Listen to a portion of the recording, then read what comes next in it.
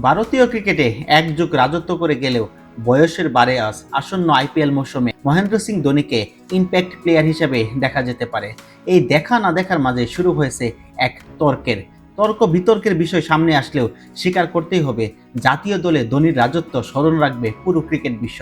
রাজত্ব করে ভারতীয় ক্রিকেটকে শুধু জয়ের দ্বারাই রাখেনি, এক গাদা ট্রফিও বোর্ডের হিসাবে যোগ করেছেন।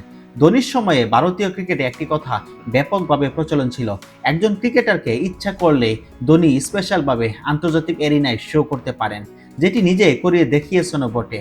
ধোনির মন্তব্যে দেশি ক্রিকেটারদের বাইরেও বিদেশি ক্রিকেটারদেরও অধিনায়কের প্রশ্নে প্রশ্ন করা হলে ধোনির নামটা অকপটে সামনে চলে আসবে। মহেন্দ্র সিং ধোনিকে আক্রমণাত্মক কথা বলবে, এটি বোধ হয় ক্রিকেটার থেকে শুরু করে কোনো ক্রিকেট প্রেমীও বিশ্বাস করবে না। কিন্তু খুদ ভারতীয় প্রাক্তন স্পিনার রবিচন্দ্রন অশ্বিন আবার নিজেই ধোনিকে নিয়ে যে বিস্ফোরক এক মন্তব্য করে বসলেন, ক্রিকেটার থেকে শুরু করে নেটিজনরা তো পুরো অবাক বনে গেলেন।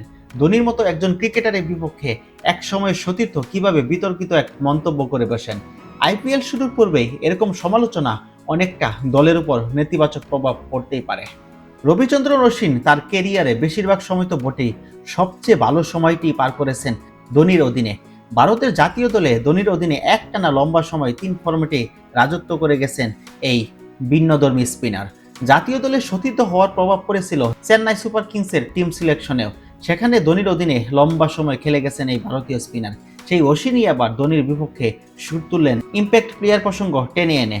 ধোনিকে ইম্প্যাক্টের তালিকায় রাখতে হবে, এটা নিয়ে অশ্বিন একদমই একমত নন। ধোনি যদি দলে থাকে তাহলে ওকে খেলতেই হবে, যদি সেটা না চায় তাহলে পুরো প্রতিযোগিতা থেকে সরে যেতে হবে।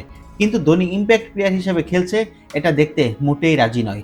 ধোনি খেলতে না চাইলে ও অবসর নিতে পারে, এরকম এক বিতর্কিত মন্তব্য করে সোশ্যাল মিডিয়ায় সরগম ফেলে দেন একসময় রাজত্ব করা স্পিনার রবিচন্দ্রন অশ্বিন। পাশাপাশি এও বলেন, সিএসকে যদি প্রথম একাদশে ধোনিকে দলে রাখে তাহলেই সব তর্ক বিতর্ক অবসান ঘটতে যাবে।